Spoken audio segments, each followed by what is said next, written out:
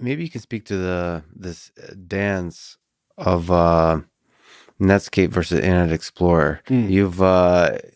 You've thrown some loving words towards Microsoft throughout this conversation, but that's a theme with Steve Jobs had a similar sort of commentary.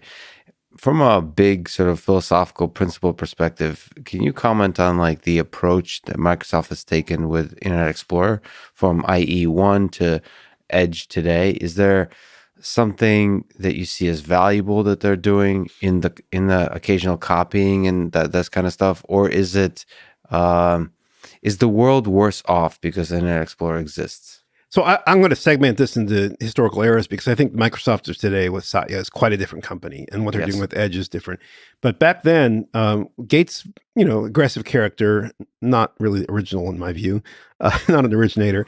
Steve Jobs famously said once, he doesn't have any taste. And I don't mean this in a small way. He has no taste. You can see this. Apple at the time had beautiful typography and ligatures and kerning, and the fonts looked great.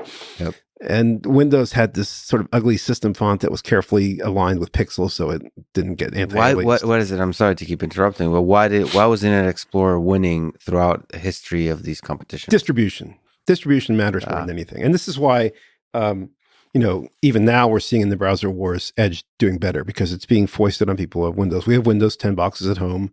We have some Windows 7 boxes or laptops we keep running too because we don't connect them to the internet generally. But once you have that operating system to hold, you can force Edge. And Yes. Apple did it with Safari too. It's not unique to Microsoft.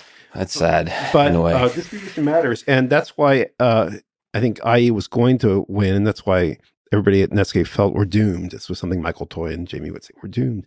But for a while there, we had a chance, and we innovated in Netscape too. We did a big platform push, Java and JavaScript, and plugins, more plugins, and more HTML table features, and really started making a programmable stack out of what were pretty static web languages. And even in the beta releases of Netscape 2, people were using JavaScript to build what you would call single-page applications like Gmail. And they were using JavaScript locally to compute things and to call the server on a hidden frame in the background.